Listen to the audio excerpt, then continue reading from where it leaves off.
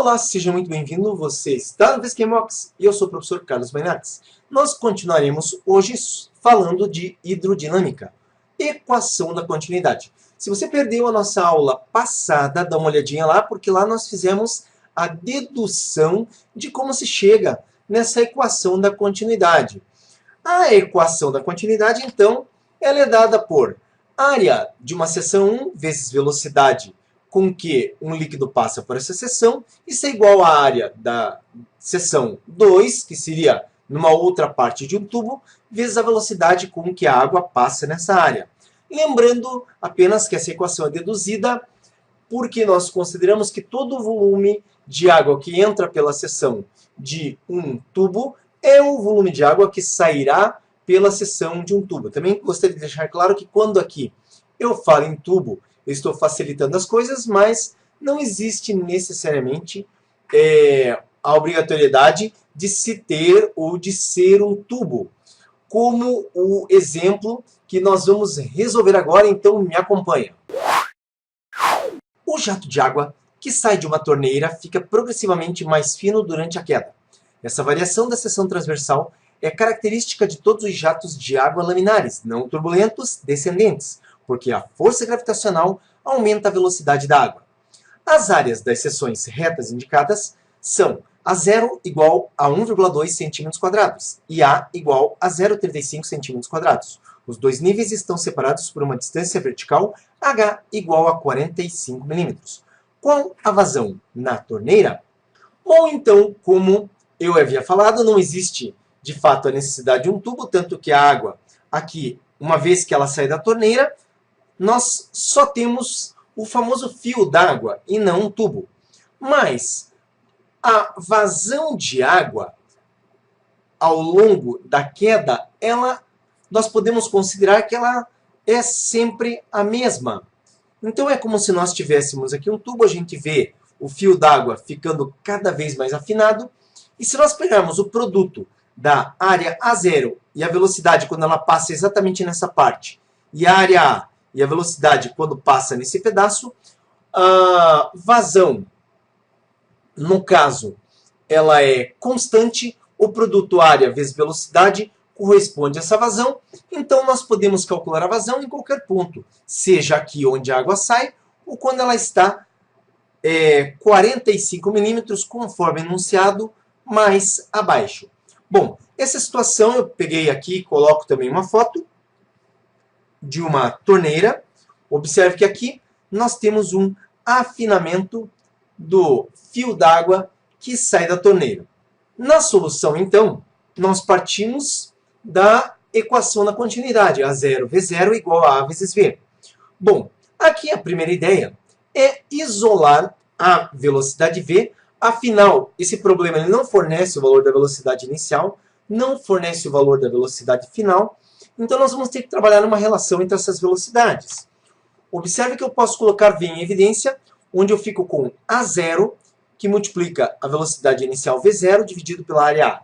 Mas não se esqueça que as áreas foram dadas, área A0, 1,2 cm² e área A, 0,35, e nós então substituímos 1,2 cm² vezes V0 sobre 0,35 cm². Observe que eu corto a unidade, não havendo a necessidade de transformação para metro quadrado, e o resultado é que a velocidade V vale 3,43 V0. Encontramos aqui apenas uma relação entre as velocidades. Bom, a aceleração da gravidade é um valor constante. E se a aceleração é constante, nós podemos avaliar o aumento da velocidade por uma equação do MOVE, a famosa equação de Torricelli, onde V quadrado, velocidade final ao quadrado, é inicial ao quadrado mais 2gh. Observe que a relação de velocidades que eu encontrei usando a equação da continuidade, eu posso substituir na equação de Torricelli, onde no lugar de V eu coloco 3,43 V0. Vamos substituir? Veja só como é que fica. 3,43 vezes V0 elevado ao quadrado é igual a V0 mais 2 vezes a aceleração da gravidade, 9,8, vezes a altura que eu não posso colocar 45 milímetros, onde eu sei que para transformar de milímetros para metro, eu divido por 1000. 45 divididos por 1000 0,045.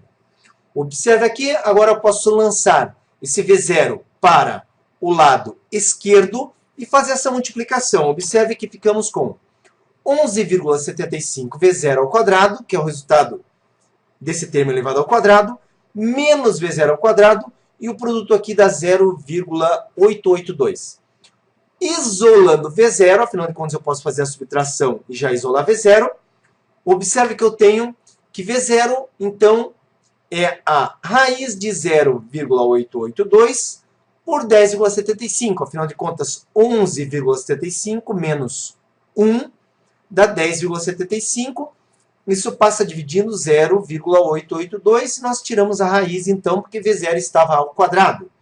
Logo, encontramos V0 igual a 0,286.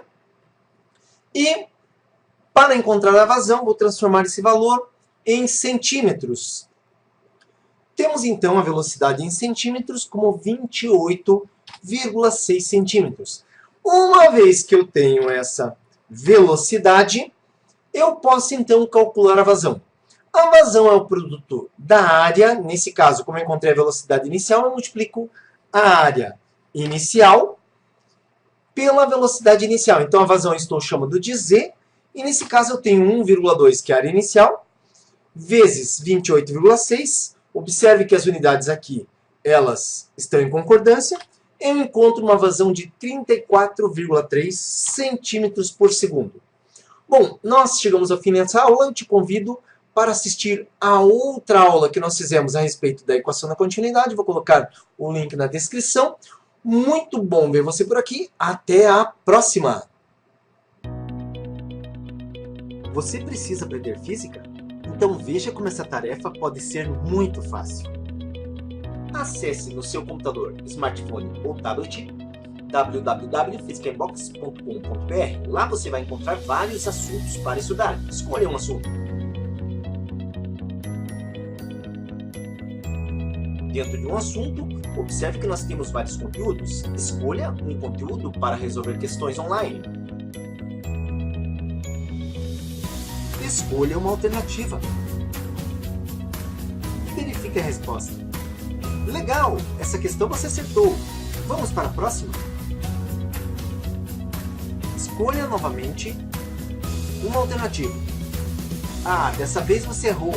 Mas nós ajudamos você com um vídeo que mostra a resolução. Vem para o Physics in Box e comece a estudar agora mesmo. Aqui você aprende física.